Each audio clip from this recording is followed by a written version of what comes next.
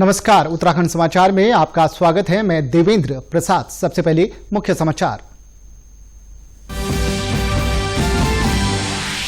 प्रदेश के स्कूलों में 1 नवंबर से केवल 10वीं और 12वीं कक्षा की पढ़ाई होगी शुरू। मंत्रिमंडल की बैठक में नई खेल नीति समेत कई प्रस्तावों को मिली मंजूरी। कर्मचारियों के वेतन से कटौती भी बंद।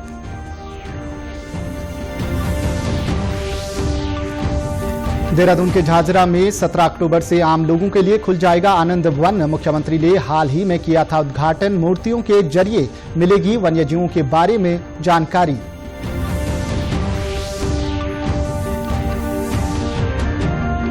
कोरोना से बचाव के प्रति जागरूकता का संदेश लेकर निकली एसडीआरएफ की टीमें। जौलीग्रांट स्थित मुख्यालय से रवाना की गई रक्षक अवेयरनेस टीम लोगों से करेगी सरकार गाइडलाइन के पालन की अपील। और देवप्रयाग ब्लॉक के पंचूर गांव की महिलाएं एलईडी बल्ब बनाकर अपनी आर्थिकी कर रही हैं मजबूत। राष्ट्रीय और ग्रामीण आजीविका मिशन के अंतर्गत बनाए गए हैं महिलाओं के 8 समूह। अब खबरें विस्तार से। प्रदेश सरकार ने बोर्ड परीक्षाओं के मद्देनजर सिर्फ 2 कक्षाओं के लिए 1 नवंबर से स्कूल खोलने का निर्णय लिया है। पहले चरण में सरकारी और निजी स्कूलों में केवल 10वीं और 12वीं कक्षाएं ही संचालित की जाएंगी। इसके लिए कोविड-19 संबंधी गाइडलाइन का पूरी तरह पालन करना अनिवार्य होगा।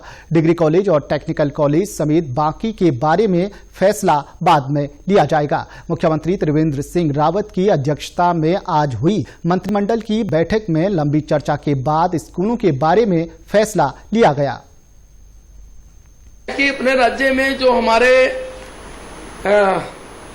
स्कूल हैं उनको खोलने के बारे में आज काफी विस्तृत चर्चा हुई और निर्णय लिया गया कि आने वाली 1 नवंबर से केवल 2 क्लासें 10th और 12th सोशल डिस्टेंसिंग जो एसओपी जारी हुई है उसका सख्त से पालन कराते हुए और वो 2 क्लास खोलने की अनुमति प्रदान की गई है। बाकी का निर्णय बाद में लिया जाएगा।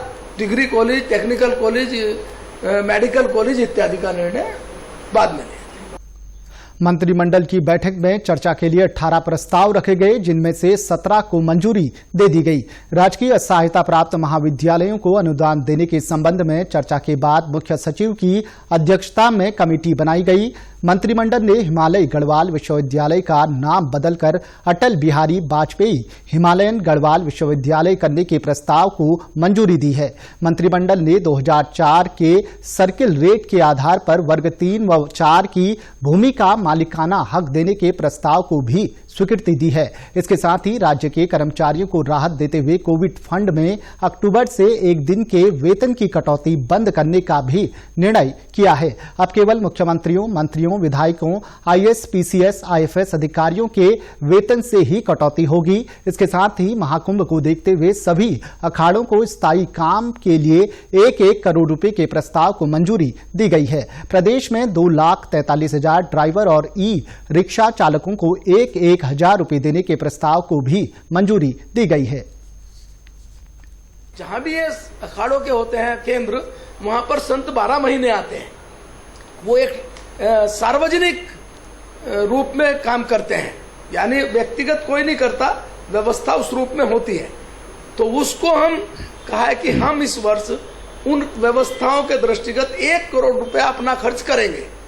वो 2 करेंगे, 3 करेंगे, 4 करेंगे, वो उनके ऊपर डिपेंड करेंगे। हम उनको बाध्य नहीं कर सकते, यानी वो कहेंगे हम तो 1 ही खर्च करेंगे, वो करें।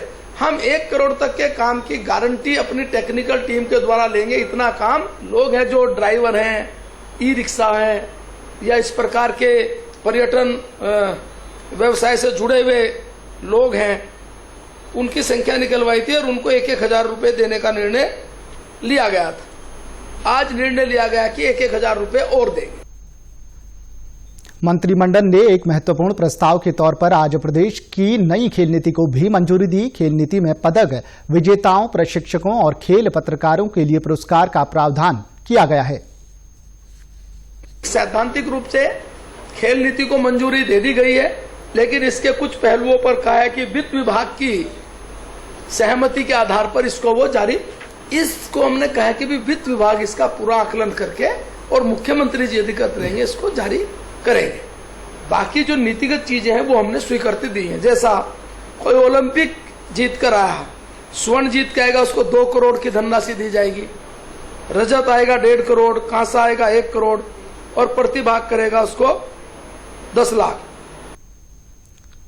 देहरादून के झांझरा वन रेंज स्थित आनंद वन 17 अक्टूबर को पहले शारदीय नवरात्र पर आमजन के लिए खोल दिया जाएगा। इसका उद्घाटन हाल ही में मुख्यमंत्री त्रिवेंद्र सिंह रावत ने किया था। आनंद वन में 10 साल तक के बच्चों का प्रवेश मुफ्त रहेगा, जबकि 11 से 15 साल तक के बच्चों के लिए 20 रुपये और 15 साल से अधिक उम्र वालों के लिए 50 रुपये प्रवेश शुल्क रखा गया है। आनंद वन की डिजाइनर साधना जयराज ने बताया कि इसे तैयार करने में करीब 3.25 साल का वक्त लगा है। आनंद वन में वन्य जीवों को मूर्ति रूप में चित्रित ही नहीं किया गया है, बल्कि उनके विषय में लिखित जानकारी भी दी गई है। ये जो आनंद वन है ना, इसमें हर उम्र के लोगों के लिए कुछ ना कुछ अवश्य मिलेगा।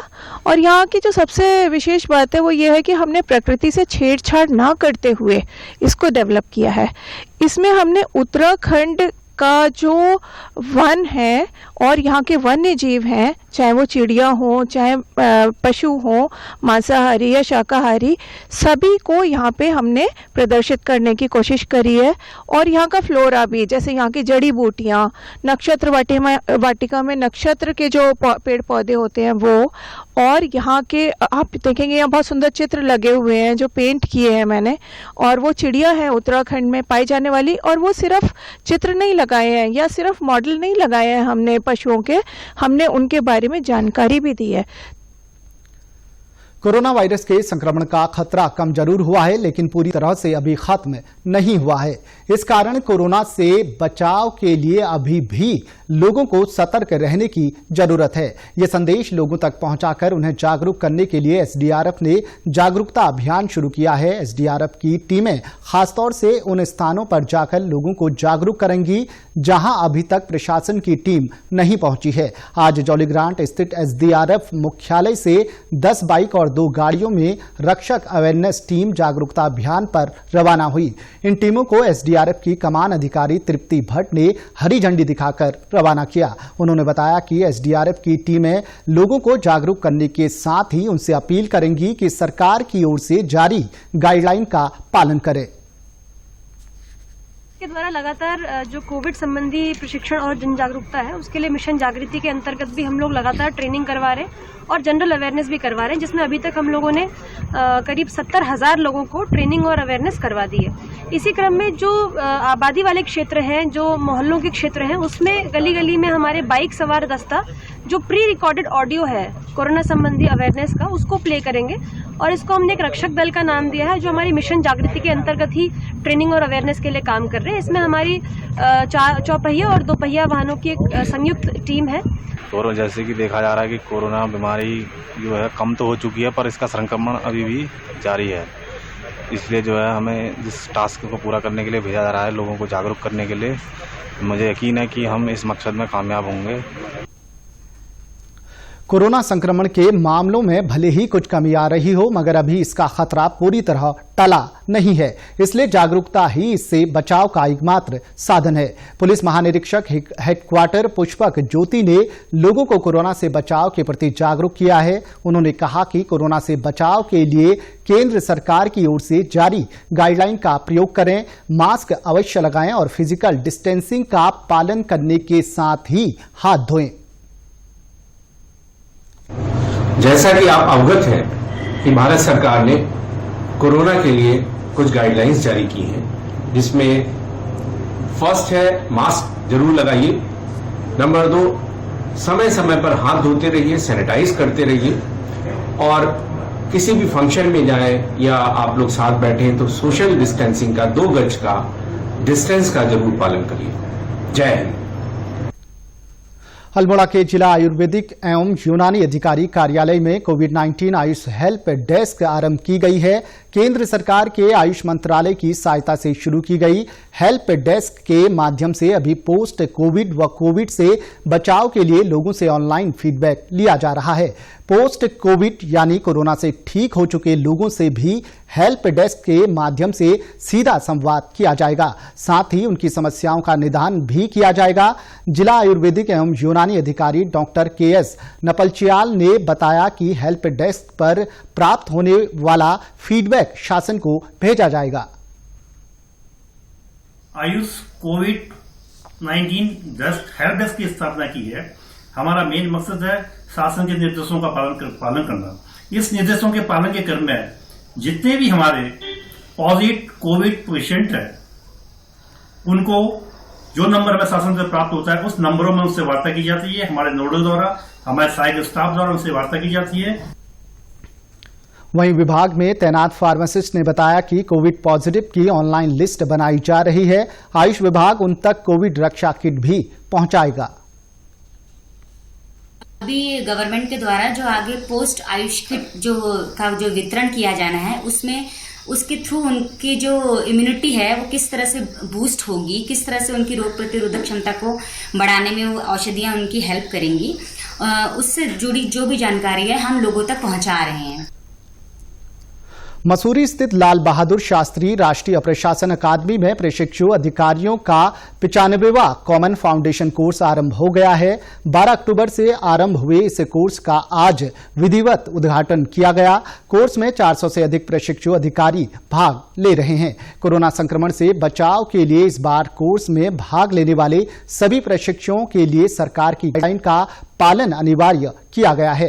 इसके साथ ही सभी के लिए कोविड की निगेटिव टेस्ट रिपोर्ट भी जरूरी की गई है। जिन प्रशिक्षुओं की रिपोर्ट पॉजिटिव है वे फिलहाल कोर्स में ऑनलाइन ही भाग ले पा रहे हैं। अभी हमारे यहाँ लगभग 400 से ऊपर ऑफिसर ट्रेनीज जो कॉमन फाउंडेशन कोर्स है, 95th कॉमन फाउंडेशन कोर्स, उन्होंने रिपोर्ट किया है और ये 12 तारीख से चालू हुआ, जिसका इनॉग्रेशन आज से ही चालू हुआ है 14 तारीख से। इनको आते बराबर सभी कोविड रिलेटेड इंस्ट्रक्शन दी गई है। आने के पहले ही उन्होंने अपना कोविड टेस्ट करा के लाया है, जो कि उत्तराखंड सरकार के कोविड गाइडलाइंस के मुताबिक है। तो जो भी कोविड नेगेटिव ऑफिसर ट्रेनीज है उनको यहाँ बुलाया गया है। जो कोविड पॉजिटिव ऑफिसर ट्रेनीज निकले हैं वो ऑनलाइन दिल्ली या उनके डेस्टिनेशन से ज्वाइन कर रहे हैं जहां पे भी वो है। टिहरी जिले के देवप्रयाग ब्लॉक स्थित ग्राम पंचायत पंचूर में राष्ट्रीय ग्रामीण आजीविका मिशन के अंतर्गत महिलाओं के 8 समूह बनाए गए हैं जो एलईडी बल्ब का निर्माण कर रहे हैं। बल्ब निर्माण के लिए कच्चा माल दिल्ली से मंगाया जा रहा है।